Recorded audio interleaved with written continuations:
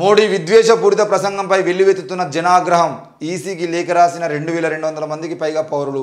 ఈ 2200 అనేది దాదాపు వీళ్ళు వార్త ప్రింట్ చేసుకుని రాత్రి 10-11 గంటల వరకు వార్త రాశారు కాబట్టి 2200 కావచ్చు. నిన్న అర్ధరాత్రి దాటిన తర్వాత కూడా ఎంతోమంది ఆన్లైన్లో కంప్లైంట్ చేయడం జరిగింది. మరి 2200 కాదు, దాదాపు ఇప్పటికే 5 నుండి 10,000 మంది ప్రజలు ఈరోజు ఈసీకి కంప్లైంట్ చేయడం జరిగింది. దయచేసి మీరు కూడా వీలుండేదంటే ఎలక్షన్ కమిషన్ యొక్క వెబ్సైట్లోకి పోయి మరి నరేంద్ర మోడీ నిన్న చేసినటువంటి వ్యాఖ్యలు ఏవైతున్నాయో ఆ వ్యాఖ్యలకు సంబంధించిన విషయంలో నరేంద్ర మోడీ కేసు నమోదు చేయాలి. నరేంద్ర మోడీని బర్తరఫ్ చేయాలి ఎన్నికల నుండి. ఎట్టి పరిస్థితుల్లో కూడా అట్లాంటి విద్వేషపూరిత ప్రసంగాలు చేసేటువంటి రాజకీయ నాయకులకి ఈ ఎన్నికల్లో పోటీ చేసేటువంటి అవకాశాన్ని కల్పించద్దు అని చెప్పేసి ఎన్నికల కమిషన్కి మీరు అందరూ కంప్లైంట్ చేయాలి. తప్పకుండా ఈ 2200 మంది కాస్త ఇంకా పెరిగితే తప్పకుండా ఎన్నికల కమిషన్ కూడా ఏం చేస్తుంది అని చెప్పేసి మనం చూడొచ్చు. ఒకవేళ ఎన్నికల కమిషన్ స్పందించలేదు అని అంటే అది కేంద్ర ఎన్నికల కమిషన్ కాదు, మోడీ ఎన్నికల కమిషన్ అనే విషయం క్లియర్గా మనం అర్థం చేసుకోవచ్చు. అందుకే ఈరోజు మణిపూర్లో రిగ్గింగ్ జరుగుతున్నా కూడా ఎవరు పట్టించుకోవట్లేదు. దేశంలో లోక్సభ ఎన్నికల ప్రచారంలో మతాల మధ్య వైషమ్యాలు తీసుకొచ్చేలాగా ప్రధాని మోడీ ప్రసంగించారన్న ఆరోపణలు వెల్లువెత్తుతున్నాయి. ఆయన వ్యాఖ్యల పట్ల ప్రజల నుంచి తీవ్ర ఆగ్రహం వ్యక్తమవుతున్నది.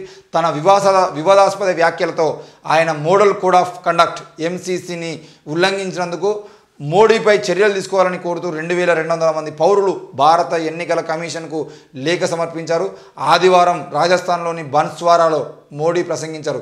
అక్కడ కాంగ్రెస్ మేనిఫెస్టోపై ఆరోపణలు చేశారు. ఆ పార్టీ అధికారంలోకి వస్తే పౌరుల సంపదను చొరబాటుదారులు ఎక్కువ సంతానం కలిగిన వారికి పంచాలనుకుంటున్నది అని ఆరోపించారు. ఇప్పటికే ఉన్న విభేదాలను తీవ్రతరం చేసే పరస్పర ద్వేషాన్ని సృష్టించే మతపరమైన భాషాపరమైన వివిధ కులాలు వర్గాల మధ్య ఉద్రిక్తతలను కలిగించేలా ఎలాంటి కార్యక్రమంలో పార్టీ అభ్యర్థి పాల్గొనకూడదని ఎంసీసీ స్పష్టంగా చెప్తున్నది. మోడీ రాజస్థాన్లో చేసిన ప్రసంగం భారత రాజ్యాంగాన్ని గౌరవించే లక్షలాది మంది ప్రజల మనోభావాలకు భంగం కలిగించింది అని పౌర బృందం లేఖలో పేర్కొన్నది. ప్రసంగం ప్రమాదకరమైనదని భారత్లోని ముస్లింలపై ప్రత్యక్ష దాడిగా అభివర్ణించింది. ప్రధాని నిర్మోహమాటంగా కోడ్ ఉల్లంఘించారు. కేవలం మత భావాలను ఆకర్షించడమే కాకుండా ఒక వర్గంపై హిందువులలో ద్వేషాన్ని రెచ్చగొట్టడం తీవ్రతరం చేయడం లక్ష్యంగా పెట్టుకున్నారు. ప్రపంచంలో ప్రజాస్వామ్య మాతృమూర్తిగా భారత ప్రతిష్టను తీవ్రంగా దెబ్బతీస్తుందని లేఖ వివరించింది.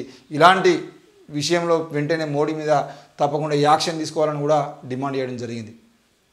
ప్రపంచంలో ప్రజాస్వామ్య దేశంగా మన దేశంలో ఉన్నటువంటి గొప్ప పేరును నరేంద్ర మోడీ లాంటి నీచ రాజకీయ నాయకులు దాన్ని పోగొట్టడానికి ప్రయత్నం చేస్తున్నారని చెప్పేసి మరి 2200 మంది యువకులు ఎలక్షన్ కమిషన్కు లేఖ సమర్పించడం జరిగింది.